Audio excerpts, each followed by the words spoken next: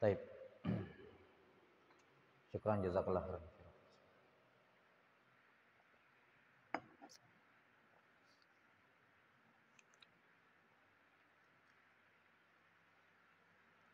Taib. Sekarang kita lanjutkan.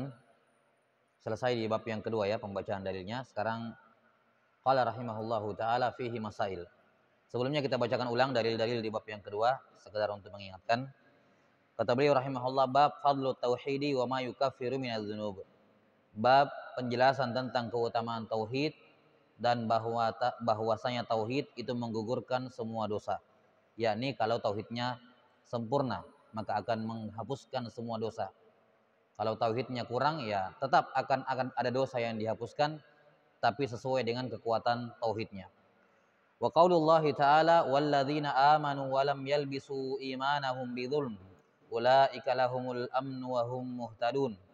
Orang-orang yang beriman dan tidak mencampur adukkan imannya dengan kezaliman yakni kesyirikan maka mereka mendapatkan keamanan dan juga mendapatkan dan mereka adalah orang-orang yang diberi hidayah. An Ubadah bin Samit radhiyallahu anhu annahu qala qala Rasulullah sallallahu alaihi wasallam man syahida an la ilaha illallah wahdahu la syarikalah wa anna Muhammadan abduhu wa rasuluhu wa anna Isa abdullahi wa rasuluhu wa kalimatuhu alqaha ila Maryam wa ruhum min wal jannata haqqun wan nar haqqun adkhalahu Allahul jannata ala ma kana minal amal akhrajahu walahuma. Kata beliau dari Ubadah bin Samit Rasulullah sallallahu alaihi wasallam bersabda, siapa yang bersaksi la ilaha illallah tiada ilah sembahan yang berhak disembah selain Allah semata tiada sekutu baginya, juga bersaksi bahwa Muhammad adalah hamba Allah dan Rasulnya, bersaksi bahwa Isa alaihi salam adalah hamba Allah dan Rasulnya yang merupakan firman Allah yang Allah berikan kepada Maryam, ya yang Allah sampaikan kepada Maryam wa ruhum min dan juga ruh dari ciptaan Allah. Juga dia meyakini mempersaksikan bahwa surga benar adanya dan neraka benar adanya. Allah Ta'ala akan masukkan dia ke dalam surga terserah bagaimanapun amalannya baik maupun buruknya pasti Allah masukkan dia ke dalam surga. Walahuma fi hadits Itban fa innallaha harrama 'alan nar man qala la ilaha illallah yabtaghi bidzalika wajha Allah. Dalam riwayat Bukhari Muslim dari hadis Itban ibn Malik Rasulullah SAW bersabda, Allah mengharamkan atas neraka siapa saja yang pernah mengucapkan la ilaha illallah yang dengannya dia mengharapkan wajah dan keridhaan Allah. Wa an Abi Sa'id al-Khudri radhiyallahu anhu ar-Rasulillah sallallahu alaihi wasallam annahu qala Musa alaihi salam ya Rabb allimni syai'an adhkuruka wa ad'uka bih. Qala qul ya Musa la ilaha illallah. Qala qul kullu ibadika yaquluna hadha.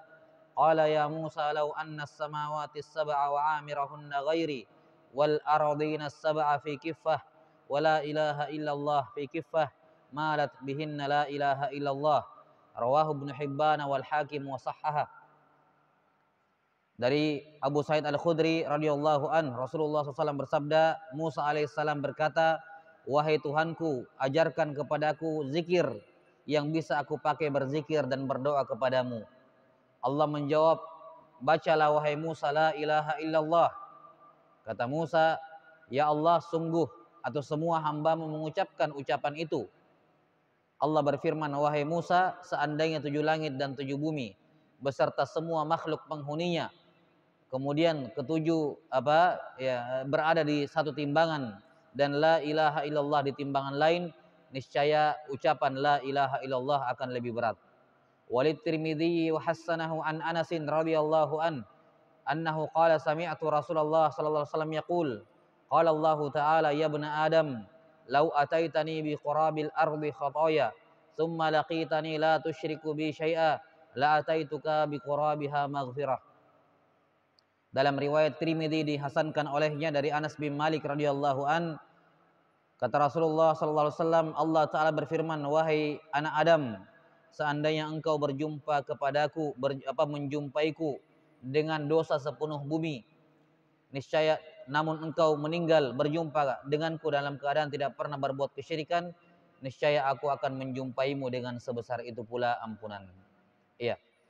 Qala rahimahullahu taala fihi masail. Ada 20 permasalahan dalam bab ini. Qala rahimahullah al-ula si'atu fadlillah. Masalah yang pertama, luasnya keutamaan Allah. Nampak sekali bagaimana luasnya rahmat Allah, luasnya keutamaan Allah ya kepada orang-orang yang bertauhid secara khusus. Bagaimana Allah memastikan siapa saja yang bertauhid, Allah pastikan dia masuk surga dan tidak akan mungkin masuk neraka. Tidak akan mungkin masuk neraka. Dan sudah kita jelaskan ya bahwa masuknya ke dalam surga ada dua. Ada masuk ke dalam surga fil hal, masuk saat itu juga, atau masuk dalam surga fil ma'al, nanti belakangan ke neraka dulu. Tapi yang jelas masuk. Dan juga akan diharamkan dari neraka. Pengharaman dari neraka ada dua. Ada tahrim, apa? Tahrim dukhul, diharamkan masuk sama sekali, atau tahrim al-khulud, diharamkan kekal. Walaupun dia masuk tapi diharamkan kekal. Iya, ini menunjukkan keluasan rahmat Allah Subhanahu wa taala. As-saniyah, masalah kedua, kasratu sawabit tauhid indallah. Besarnya dan banyaknya pahala tauhid di sisi Allah. Ya, tauhid ya, keutamaannya disebutkan di sini oleh beliau banyaknya, banyak. Yang pertama dalam ayat disebutkan apa? Keamanan dan hidayah. Keamanan satu, hidayah dua. Pahala yang kedua pasti pahala yang ketiga pasti dimasukkan dalam surga. Pahala yang keempat diharamkan neraka darinya. Pahala yang kelima, la ilaha illallah, kalau dia bagus tauhidnya, maka dia akan lebih berat dibandingkan dosa sepenuh langit dan bumi, sehingga otomatis akan menghapuskan semua apa? Dosa-dosanya. Ini pahala yang kelima. Pahala yang keenam, Allah menghapuskan semua dosa orang yang meninggal dalam keadaan bertauhid. 6 keutamaan tersebut dalam bab ini, dan ini keutamaan yang sangat banyak. Baik. As-salisah takfiruhu ma'adzalika lidzunub. Masalah yang ketiga bahwa tauhid menggugurkan, menghapuskan dosa-dosa. Sudah dijelaskan kemarin sisi pendalilannya, setiap dalil yang dibawakan oleh penulis rahimahullahu taala. Yang paling tegas tentunya hadis yang terakhir, dua hadis yang terakhir. Seandainya dosa sepenuh langit dan sepenuh bumi, serta semua 7 langit 7 bumi, serta semua penghuninya, semuanya dosa, kemudian di timbangan yang satu la ilaha illallah yang kuat tauhidnya, niscaya la ilaha illallah lebih berat, sehingga semua dosa itu terampuni. Iya. Dan juga ma'ruf tentunya hadis bitaqah. Hadis bitaqah, hadis pemilik kartu kecil, hadis yang diriwayatkan oleh Imam Ahmad dari sahabat Abdullah bin Amr bin As. Imam Ahmad dan Abu Daud dalam riwayat dari sahabat Abdullah bin Amr bin As. Kisahnya kita tahu semua ya. Dia punya 99 sijillah. 99 lembaran berisi dosa semuanya. Di mana satu lembarnya maddal basar, panjang kali lebarnya sejauh mata memandang. Semuanya berisi catatan dosa. Namun ketika dinaikkan di satu timbangan, kemudian kartu kecil bertuliskan la ilaha illallah, dinaikkan di timbangan lain, dikatakan fatatayaratis sijillat. 99 lembaran dosa itu terbang ke atas. Jadi lihat Nabi SAW membahasakan dengan kata terbang. Apa maksudnya terbang? Saking beratnya ini. Ini kan kalau cuma berat-berat begini doang kan, terangkat doang. Ini kalau sampai terbang ke atas menunjukkan kartu kecil ini berat sekali. Ya. Ibarat anak kecil ya di ayunan itu, kecil anak kecil, terus ada orang besar kan begitu ya. Naik pasti terlempar ke atas. Ya ini tidak sebanding sama sekali. Ya, 99 golongan dosa itu tidak ada artinya di hadapan kartu kecil yang kuat ini. La ilaha illallah yang sangat berat ini. Sampai terbang ke atas. Ar-rabi'ah, masalah yang keempat, tafsirul ayatil lati fi suratil an'am. Penjelasan atau tafsir ayat dalam surah Al-An'am. Walladzina amanu wa lam yalbisu imanahum bidzulm. Apa tafsirannya? Bahwa zalim yang dimaksud di situ, zulm yang dimaksud di situ adalah apa?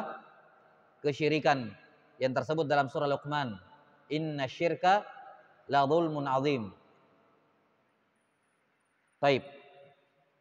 Ini teman-teman belum, santri belum punya bukunya semua. Segera mau disediakan. Baik. Al-khamisah, yang kelima, ta'ammulul khamsil lawati fi hadisi Ubadah. Ya. Masalah yang kelima, perhatikan dengan baik 5 perkara yang tersebut dalam hadis Ubadah. Lihat. Ubadah bin Samit, 5 perkara. Siapa yang bersaksi bahwa la ilaha illallah wahdahu la syarikalah wa anna Muhammadan abduhu wa rasuluh. 1. Masalah yang pertama. Masalah yang kedua, meyakini bahwa Isa, ya. Baik, ini dua masalah ya, afwan. 2 masalah. La ilaha illallah, kemudian Muhammadan abduhu wa rasuluh. 2 masalah. Masalah yang ketiga, perkara yang ketiga, wa anna Isa abdullahi wa rasuluhu wa kalimatuhu alqaha ila Maryam wa ruhum min. Meyakini Nabi Isa itu nabi, bukan Tuhan, bukan sembahan. Meyakini beliau adalah nabi dan rasul, hamba Allah dan rasul Allah. Masalah yang keempat, meyakini surga itu hak, dan meyakini, masalah yang kelima, meyakini neraka itu hak. Apa yang dimaksud dengan surga itu hak dan neraka itu hak? Apa maksudnya? Hak adalah sesuatu yang wujud, sesuatu yang ada. Ketika dikatakan sesuatu itu hak, maka maksudnya dia betul-betul ada, ya, betul-betul ada. Nah, nyata adanya, terjadi. Maka maksud mengimani bahwa surga itu hak dan neraka itu hak, kita meyakini bahwa surga dan neraka sudah ada sekarang. Ini keyakinan ahli sunnah wal jamaah. Ya. Pembahasan seputar surga dan neraka, ada 2 keyakinan penting yang tidak boleh diselisihi. Ada 2 usul i'tiqad ahli sunnah dalam masalah surga dan neraka. Yang pertama, meyakini bahwa surga dan neraka sudah ada sekarang. Sudah ada sekarang ini. Jelas sampai sini? Sudah ada sekarang. Bukan nanti dicipta pada hari kiamat, bukan. Sudah ada sekarang surga dan neraka. Surga dan neraka yang kita bicarakan di sini, surga dan neraka yang akan dimasuki nanti pada hari kiamat. Itu sudah ada sekarang. Sudah dari zaman dahulu, sudah ada. Sudah sampai sini? Surga dan neraka yang akan dimasuki nanti oleh manusia, jin dan manusia, sudah ada sekarang. Ini akidah yang pertama. Siapa yang menyelisihi ini keluar dari Ahlussunnah. Siapa yang mengatakan surga dan neraka belum ada sekarang, nanti dicipta nanti belakang, setelah kiamat baru dicipta, keluar dari Ahlussunnah. Kalau dia meyakini itu. Jadi keyakinan yang pertama, meyakini surga dan neraka sudah ada sekarang.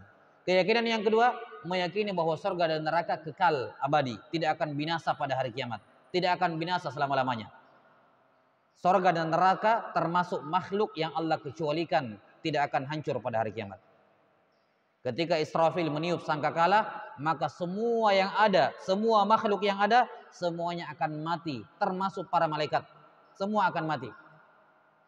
Kecuali segelintir makhluk yang Allah kecualikan tidak mati. Salah satunya surga dan neraka. Kekal selama-lamanya. Siapa yang meyakini bahwa surga dan neraka itu akan hancur nanti pada hari kiamat, baru Allah ciptakan ulang, ini keluar dari Ahlussunnah. Keluar dari Ahlussunnah.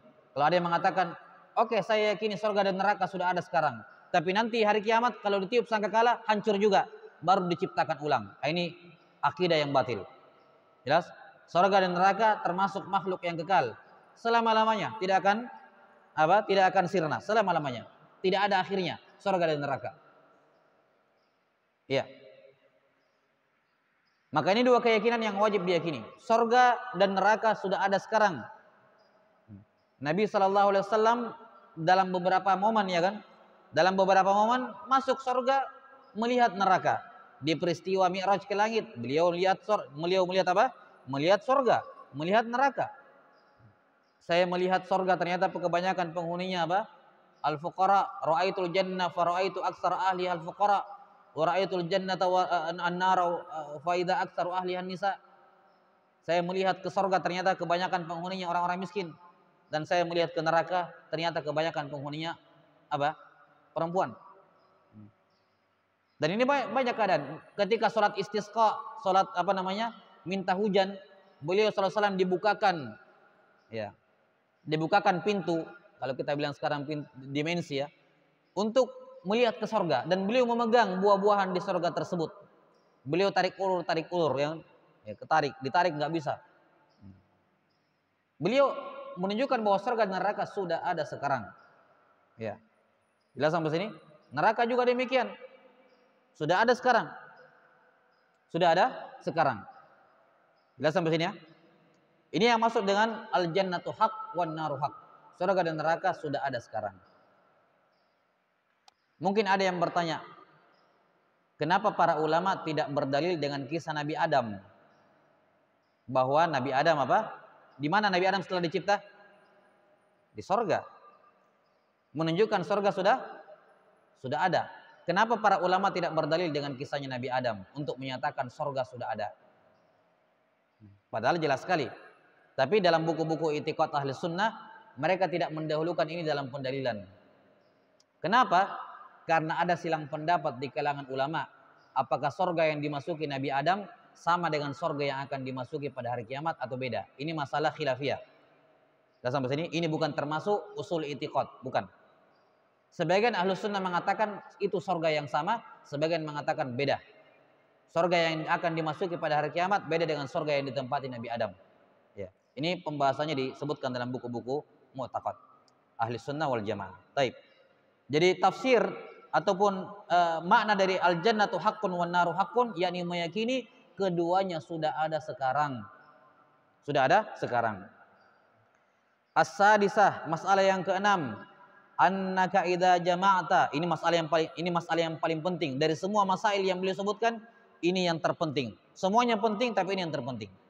Masalah yang keenam, annaka idza jama'ta bainahu wa bain hadits itbana wa ma ba'dah tabayyana laka ma'na qauli la ilaha illallah wa tabayyana laka khata'ul maghrurin.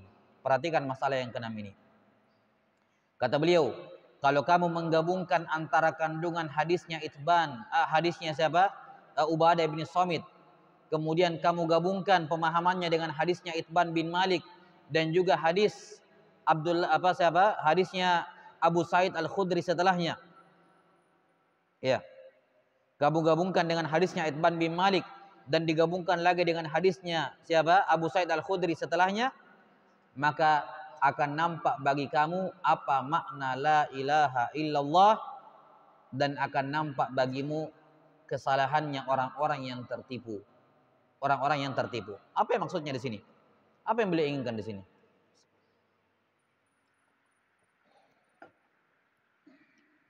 Maksudnya di sini penulis rahimahullah ingin menjelaskan bahwa semua manfaat tauhid yang disebutkan ini, diampuni dosa-dosanya dan seterusnya, semua fadhailut tauhid itu tidak didapatkan dengan sekedar mengucapkannya. Enggak. Dan ini kata Syekh Muhammad Ibn Abdul Wahhab, sepakat para ulama. Kata Syekh Muhammad Ibn Abdul Wahhab, sepakat para ulama bahwasanya keutamaan tauhid tidak diperoleh dengan sekedar mengucapkan la ilaha illallah. Itu pemahamannya al-maghrurin. Ini yang dimaksud di sini. Pemahaman sebagian orang-orang yang tertipu, salah dalam memahami. Ketika mendengarkan hadis, ya lihat hadisnya, siapa yang mensyahida alla ilaha illallah, siapa yang mengucapkan 2 kalimat syahadat, masuk surga. Oh iya. Sudah sampai sini? Jadi zahirnya apa? Siapa yang mengucapkan 2 kalimat syahadat, syahidah, mempersaksikan. Dalam hadis yang lain, man mata, dalam riwayat Al-Hakim, man mata wa huwa ya'lamu man kana akhiru kalamihi la ilaha illallah dakhalal jannah. Dalam hadis Abu Hurairah riwayat Al-Hakim, siapa yang akhir ucapannya la ilaha illallah masuk surga. Lihat. Apa zahirnya? Pokoknya sebelum meninggal ucapan terakhirnya la ilaha illallah masuk surga. Itu zahir. Dah sampai sini? Kemudian dalam hadis Anas bin Malik tentang hadis syafaat, yakhruju minan nar man qala la ilaha illallah. Akan keluar dari neraka semua orang yang pernah mengucapkan la ilaha illallah. Semua yang pernah mengucapkan la ilaha illallah akan keluar dari neraka. Apa zahirnya? Yang penting diucapkan. Sudah pernah mengucapkannya, aman. Itu zahirnya.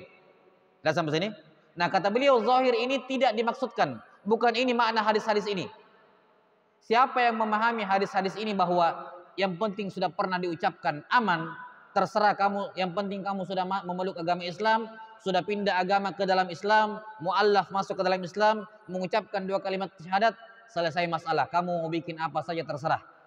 Kenapa? Kamu sudah pernah mengucapkannya. Ini kesalahan yang fatal kalau dia memahami seperti ini. Inilah al-maghrurin, orang-orang yang tertipu. Dia berpikir bahwa keutamaan la ilaha illallah sudah bisa diperoleh dengan sekedar mengucapkannya.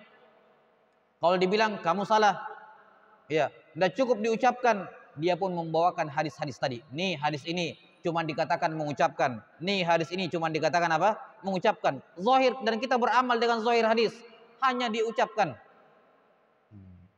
Ini kesimpulan ini lahir karena memahami hanya mengambil sebagian dalil dan membuang sebagian dalil yang lain, dan ini sebab kesesatan, kata Ibnu Taimiyah rahimahullah.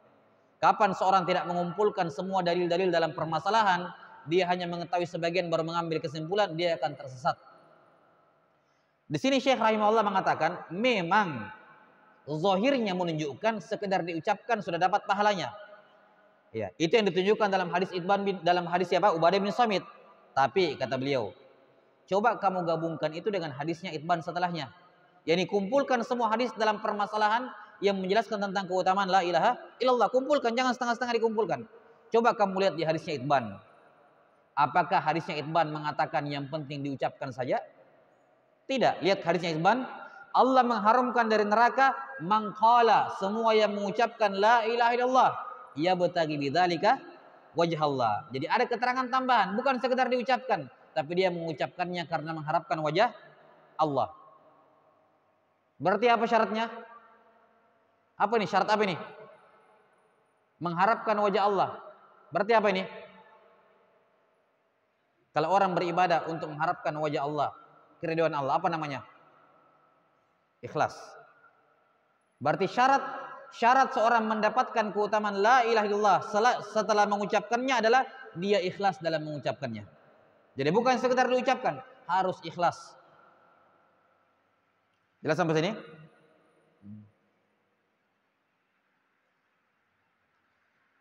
Maka ini mengingatkan kepada kita, ya, mengingatkan kepada kita bahwa mengucapkan la ilaha illallah tidak, ya, sekedar diucapkan tidak mendatangkan keutamaan, tapi harus memenuhi syarat-syaratnya.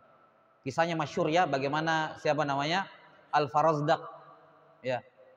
Al-Farazdaq mengatakan apa? Menasihati orang yang sedang apa?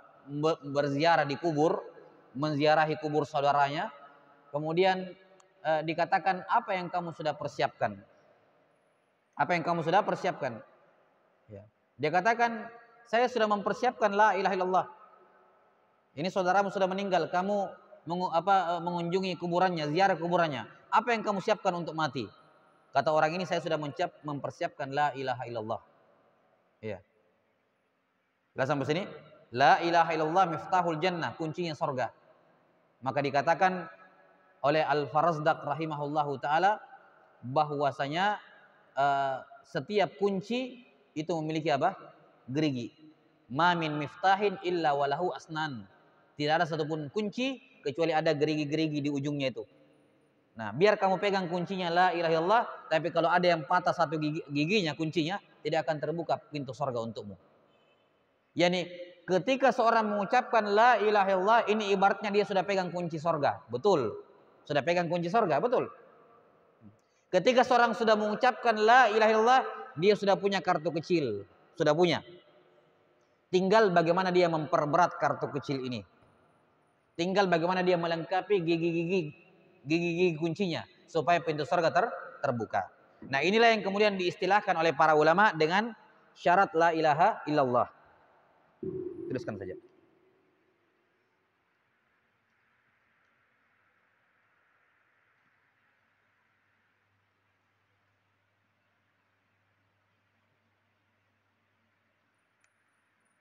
Ilmun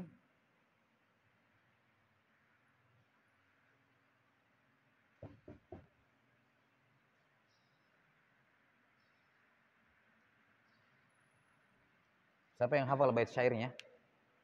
Bait syair tentang syarat la ilaha illallah.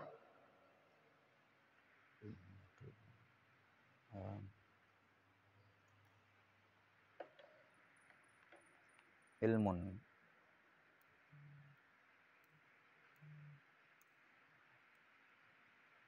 Ilmun yaqinun. Baik, saya lupa lafadznya. Kita sebutkan satu persatu saja.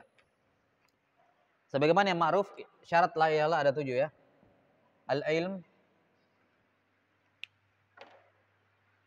Al-ilm, ilmu.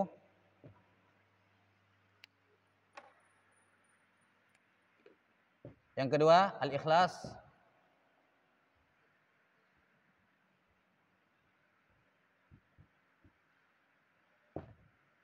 Yang ketiga, as-sidq.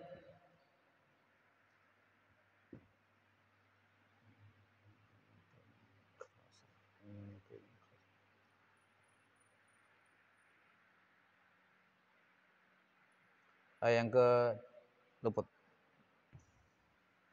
Yang kedua, ikhlas, al-yaqin, al-yaqin. Ilmun yaqinun, al-ikhlas. Yang keempat, as-sidq. Yang kelima, al-mahabbah.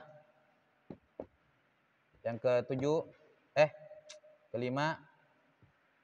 Yang keenam, al-inqiyad.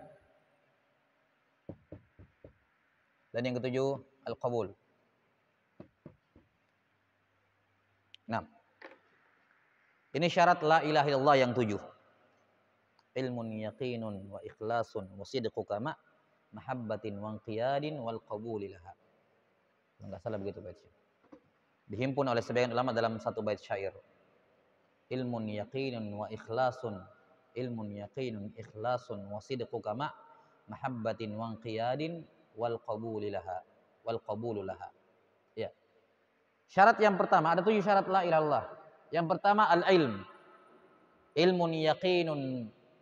Ya. Yang kedua al-yaqin. Syarat yang ketiga al-ikhlas. Syarat yang keempat as-sidq. Syarat yang kelima al-mahabbah. Syarat yang keenam al-inqiyad. Syarat yang ketujuh al-qabul. Inilah yang menentukan apakah ucapan itu bakal punya gigi-gigi atau tidak. Apakah kunci surganya itu punya gigi atau tidak.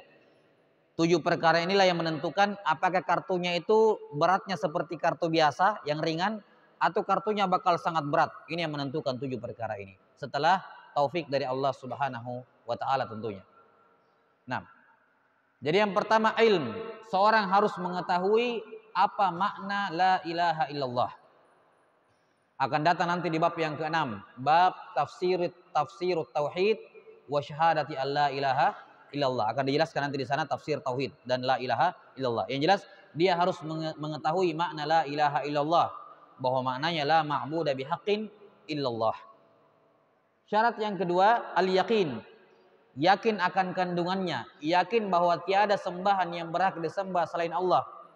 Kapan dia meyakini ada paham lain yang benar selain Islam, dia meyakini ada mazhab isme yang lain, ajaran agama yang lain selain Islam, maka dia tidak yakin dengan keislamannya.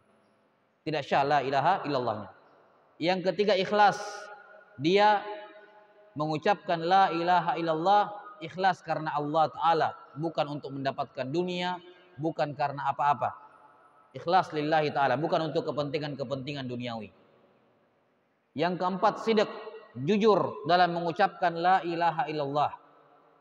Jujur dalam mengucapkan la ilaha illallah. Dia tidak bohong, tidak bermain-main, tidak bohong dengan ucapannya. Jujur dia mengucapkan la ilaha illallah dari dalam hatinya. Yang kelima mahabbah, cinta.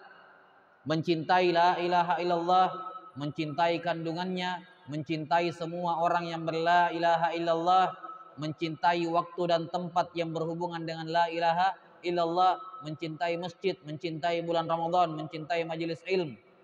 Semua yang berhubungan dengan la ilaha illallah dia cintai. Yang keenam al-inqiyad. Mewujudkan, mengamalkan la ilaha illallah. Apa konsekuensinya? Dia amalkan. Salat, melaksanakan rukun Islam, ya, menjauhi dosa-dosa besar, menjauhi kemaksiatan, itu inqiyad, patuh, tunduk kepada konsekuensi la ilaha illallah. Dan yang terakhir al-qabul, menerima dengan sepenuhnya semua hal yang dipersyaratkan dari la ilaha illallah. Semua konsekuensi la ilaha illallah dia pasrah menerima seluruhnya tanpa ada penentangan, tanpa ada ketidaknyamanan dalam hati. Dia terima pasrah seluruhnya, total dia menerima la ilaha illallah. Baik, penjelasan tentang syarat ini dibahas di pembahasan lainnya. Sudah ada banyak karya tulis para ulama yang khusus membahas 7 syarat ini. Di antara karya tulis yang paling bagus menjelaskan 7 syarat ini adalah karya tulisnya Al-Hafidz Ibnu Rajab. Ibnu Rajab punya karya tulis khusus menjelaskan tentang syarat la ilaha illallah. Baik, kata beliau, masalah yang keenam, kalau kamu kumpul kehimpun antara hadisnya Ubadah dengan hadisnya Itban dan setelahnya, akan nampak bagi kamu apa maknanya la ilaha illallah. Maknanya adalah kamu harus mengucapkannya dengan mengerjakan 7 perkara ini. Dan akan nampak bagi kamu kesalahannya orang-orang yang tertipu. Yani tertipu berpikir bahwa la ilaha illallah yang penting diucapkan. Jelas? Ya, padahal harus memenuhi 7 persyaratan ini. As-sabi'ah, masalah yang ketujuh, at-tanbihu lisyartil ladzi fi hadits Itban. Perhatikan persyaratan yang tersebut dalam hadisnya Itban, yaitu yabtaghi bidzalika wajhallah. Ini. Di sini. Ini hadis Itban, yabtaghi bidzalika wajhallah, disyarat ikhlas. Disyarat apa? Ikhlas. As-saminah, masalah yang ke-8, kaunul anbiya'i yahtajuna litanbihi ala fadli la ilaha illallah. Yang ke-8, terkadang para nabi itu butuh diingatkan akan keutamaan la ilaha illallah. Dari mana pendalilannya? Nabi siapa tadi? Nabi Musa. Ya. Yang terkesan kayak, ya Allah saya ingin zikir spesial. Kalau la ilaha illallah ya semua orang mengucapkan biasa gitu. Nah, diingatkan, wahai Musa, keutamanya la ilaha illallah ini bukan zikir biasa. Ini bukan zikir biasa. Sebagaimana para sahabat ya. Jangankan para sahabat kemarin tuh, para sahabat kan kayak apa? Banyak yang belum tahu tentang keutamaan la ilaha illallah. Jangankan para sahabat, sekelas Nabi Musa saja masih butuh diingatkan oleh Allah tentang keutamaannya. Apalagi kita. Apalagi kita. Kadang lupa, lalai dari keutamaan la ilaha illallah yang membuat kita lemah dalam mengamalkannya karena kurang tahu pahalanya. At-tasi'ah, yang ke-9, at-tanbihu lirujhaniha bi jami'il makhluqat ma'anna katsiran mimma yaquluha yakhifu mizanu. Perhatikan yang ke-9. Perhatikan dalam hadisnya Abu Sa'id Al-Khudri. Bagaimana la ilaha illallah lebih berat dibandingkan semua makhluk. Lebih berat timbangannya dibandingkan semua makhluk. Seandainya semua makhluk kita mau dirubah menjadi dosa, tetap lebih berat la ilaha illallah. Tapi kata beliau, realitanya, kenyataannya banyak orang yang mengucapkan la ilaha illallah tapi ternyata timbangannya ringan. Masuk neraka dia. Menunjukkan apa? Nah, tadi bukan sekedar mengucapkan. Jadi ada hadis yang mengatakan siapa yang mengucapkan la ilaha illallah maka lebih berat dibandingkan langit dan bumi dengan semua makhluk. Ya, semua makhluk. Tapi ada juga yang menyebutkan la ilaha illallah, mengucapkan la ilaha illallah tapi ringan, akhirnya dia masuk neraka. Kalau begitu apa pembedanya? Padahal sama-sama mengucapkan la ilaha illallah, satunya berat, satunya ringan, satunya langsung masuk surga, satunya ke neraka dulu. Pembedanya adalah ini, syarat-syarat ini. Jelas? Syarat-syaratnya adalah ini. Karena semua orang mengucapkan la ilaha illallah, semuanya. Semua muslim mengucapkan la ilaha illallah, tapi kenyataannya tidak semua orang berat timbangannya. Nah, membedakannya adalah ini. Yang ke-10, al-asyirah an-nassu ala annal aradina sab'un kas-samawat. Penegasan bahwasanya bumi itu ada 7 sebagaimana langit ada 7. Kalau langit itu ada 7 sudah dijelaskan dalam riwayat-riwayat yang lain, antara langit satu dengan langit yang lain itu ada space. Ya. Antara langit satu dengan langit yang lain ada apa? Ada space, ada udara ya, ada space di antaranya, ada malaikat, ada makhluk di situ. Akan disebutkan di akhir kitab tauhid hadisnya. Nah, sekarang 7 bumi. 7 bumi ini bagaimana maksudnya? Apakah 7 bumi ini juga antara bumi satu dengan bumi yang lain ada space di antaranya, ada makhluk hidup di antaranya? Ataukah 7 bumi maksudnya 7 lapis bumi? Ini khilaf di kalangan Ahlus Sunnah. Para ulama khilaf. Sebagian mengatakan 7 bumi yang dimaksud di sini adalah 7 lapis bumi, dempet-dempetan 7 bumi ini. Ya, jelas sampai sini. Sementara sebagian yang lain mengatakan bahwa 7 lapis bumi, yakni setiap lapis dengan lapis yang lain ada space di antaranya dan ada penghuninya masing-masing. Ya, jadi bukan lengket tapi sama seperti langit lah. Bahwa bumi satu dengan bumi yang lain itu ada space di antaranya, ruangan kosong di antaranya yang ada penghuninya. Sebagaimana kita di sini menghuni salah satu bumi. Maka di bumi-bumi yang lain ya ada penghuni-penghuninya. Dan ini pendapat yang kedua ini yang ditunjukkan dalam hadis Abu Sa'id karena Allah Taala mengatakan ketujuh bumi serta apa? Penghuninya, menunjukkan setiap bumi ada penghuninya. Ya sampai sini, dan tidak mungkin ada penghuninya kalau rapat, kalau dempet, enggak. Jelas ya, walaupun ini sekali lagi masalah khilafiyah, tapi Allah alam sebagian menguatkan pendapat yang kedua yang mengatakan bahwa 7 bumi yakni ada space di antaranya di mana setiap bumi ada penghuninya masing-masing. Wallahu alam bisawab. Baik, azan dulu.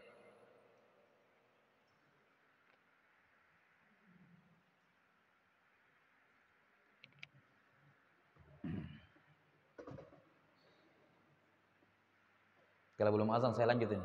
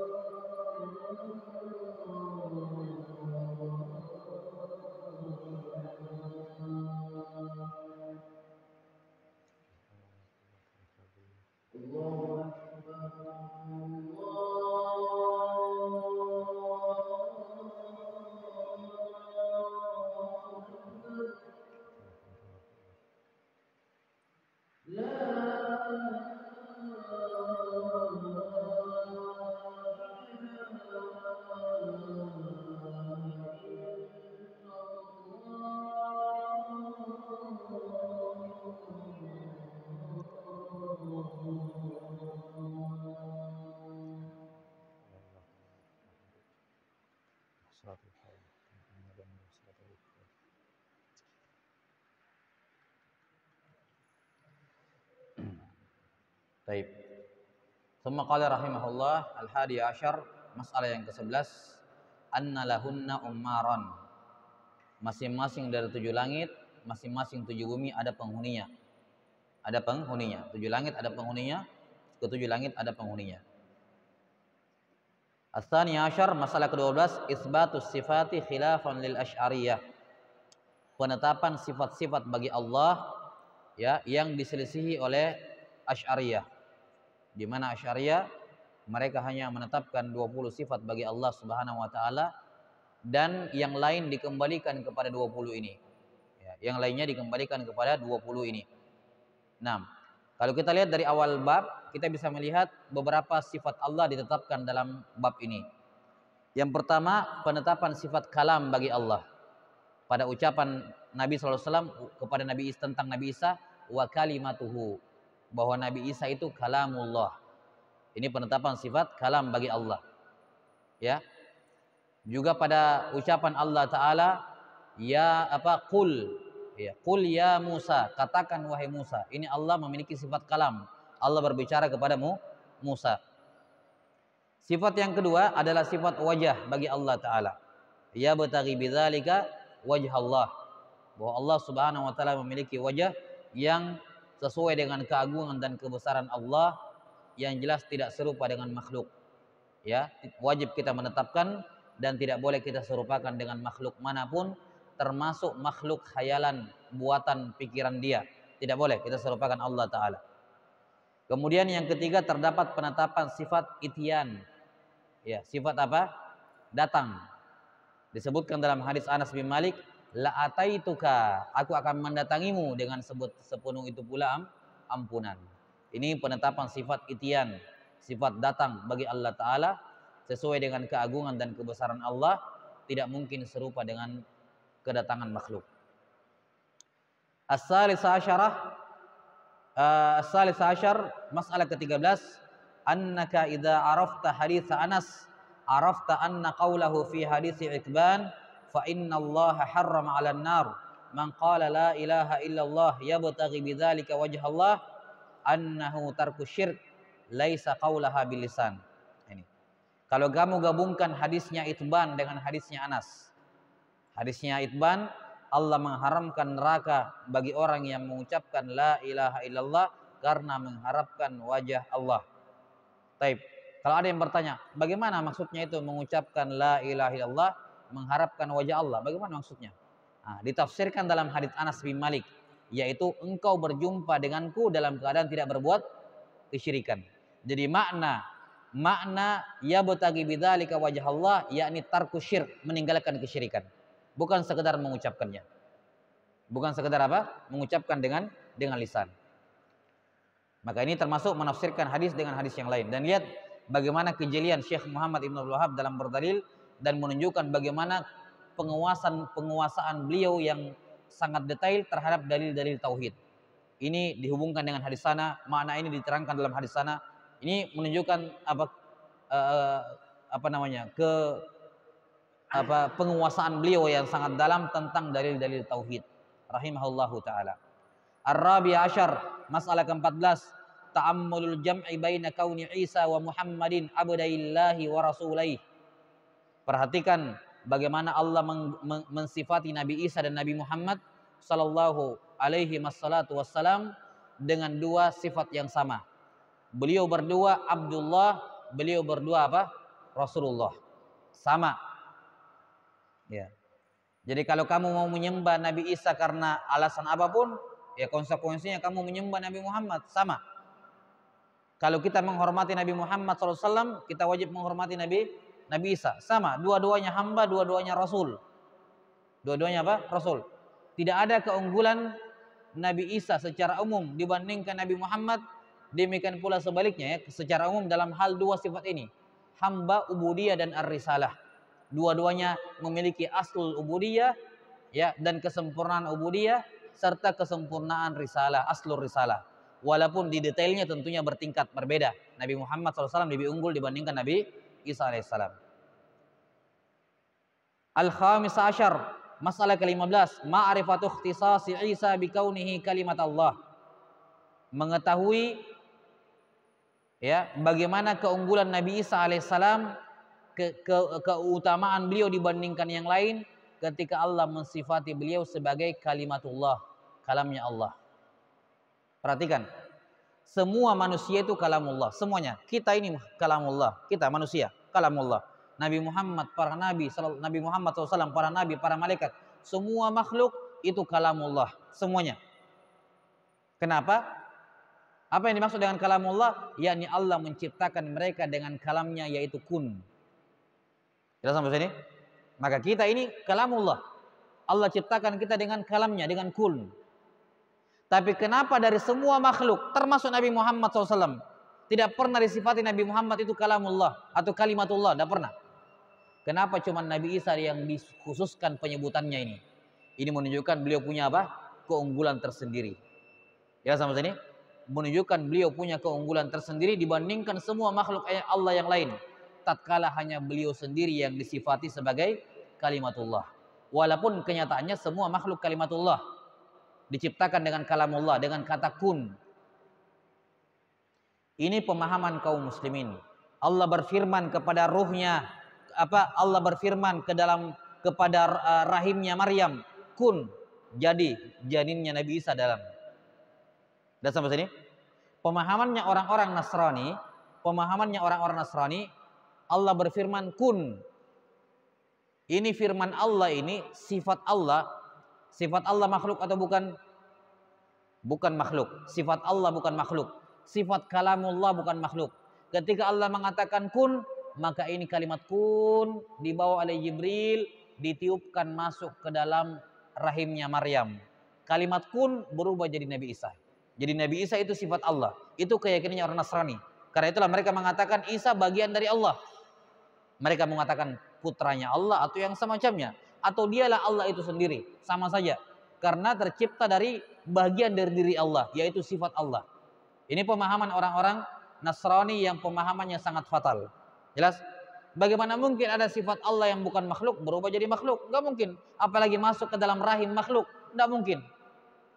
Maka maksud Nabi Isa adalah kalamullah, yakni Allah ciptakan dia dengan kun, sebagaimana Allah menciptakan yang lain juga dengan kalimat kun. Jadi bukan kun yang berubah jadi manusia, bukan. Tapi kun mewujudkan manusia. Jelas? Jadi bukan kata kun yang berubah jadi makhluk, tapi kun yang mewujudkan apa? Makhluk itu. As-sadis asyar, yang ke-16, ma'rifatu kaunihi ruham minhu. Mengetahui spesialnya Nabi Isa alaihissalam ketika Allah mengatakan bahwa Nabi Isa ruh dari Allah. Ini juga kaum muslimin meyakini kalimat min di sini, waruhum min di sini dalam bahasa Arab, ya, kata kaum muslimin min di sini lil ibtida, bermakna permulaan, awal kali. Yani Nabi Isa itu, rohnya Nabi Isa adalah ruh dari Allah, yakni awalnya penciptaannya dari Allah. Allah yang menciptakan rohnya. Sama kita semua ini roh kita ini minhu, dari Allah. Roh kita semuanya, roh manusia semuanya minhu, dari Allah. Sebagaimana Nabi Isa juga minhu, rohnya juga dari Allah. Ya, dalam artian apa? awalnya ini roh Allah ciptakan, berasal dari Allah, kemudian dimasukkan oleh malaikat ke dalam rahim. Sama dengan Nabi Isa, tidak ada bedanya. Cuma Nabi Isa dikhususkan menunjukkan keunggulan beliau dalam hal ini. Nah, orang Nasrani mengatakan min di sini bukan lil ibtida, tapi lit tab'id.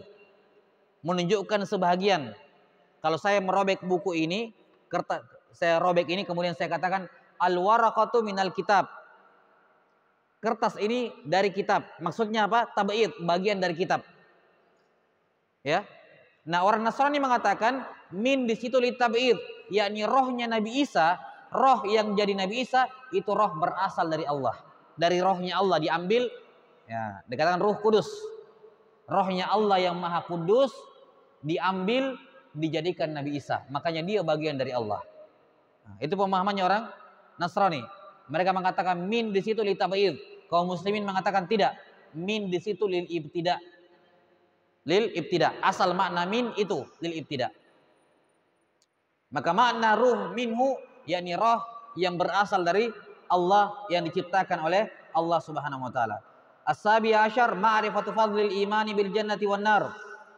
Masalah ke-17 mengetahui keutamaan beriman kepada surga dan neraka.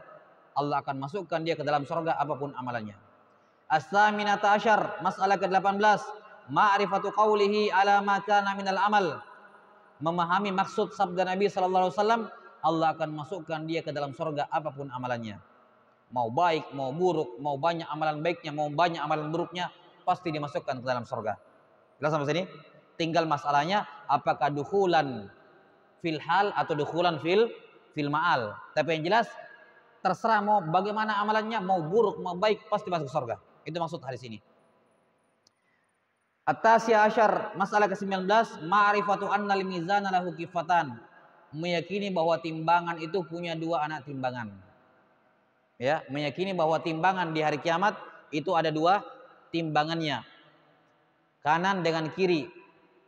Kata para ulama, dan timbangan pada hari kiamat memiliki lisan. Lisan itu yang membuat mizan itu seimbang. Namanya lisan. Lisanul mizan namanya. Baik. Dan kita meyakini bahwa mizan ini hak pada hari kiamat, nyata adanya, ada wujudnya, ya, bukan kiasan dari kata keadilan, bukan, betul-betul ada wujudnya, di mana mizan ini jumlahnya satu, menurut pendapat yang paling kuat di kalangan ulama. Para ulama khilaf, ada berapa jumlah mizan pada hari kiamat? Apakah satu atau berbilang? Pendapat yang lebih tepat, dan ini pendapat mayoritas ulama, bahwa mizan cuma satu. Satu ini dipakai untuk menimbang semua amalan makhluk. Iya. Dan dari sini kita bisa memahami makna firman Allah Ta'ala bahwa Allah Ta'ala sari'ul hisab, maha cepat siksanya, maha cepat hisabnya. Bayangkan manusia yang pertama sampai yang terakhir, jin yang pertama sampai yang terakhir, masing-masing punya amalan, semua dihisab dan ditimbang cuma dengan satu timbangan. Bisa dibayangkan betapa cepatnya itu proses penimbangan. Ya, sampai sini? Karena kalau mau satu-satu kan lama ya. Tapi karena cepatnya hisab Allah, cuma satu timbangan cukup untuk mereka semuanya. Ya, menunjukkan makna firman Allah Ta'ala bahwa Allah Ta'ala sari'ul hisab, maha cepat hisabnya. Al-Ishrun yang terakhir masalah ke-20 ma'rifatu dzikril wajah. Penetapan sifat wajah bagi Allah Subhanahu wa Ta'ala. Sesuai dengan keagungan dan kebesaran Allah, tidak serupa dengan makhluk. Wallahu a'lam bissawab. Naktabi hadzal qadar wal ilmu indallah.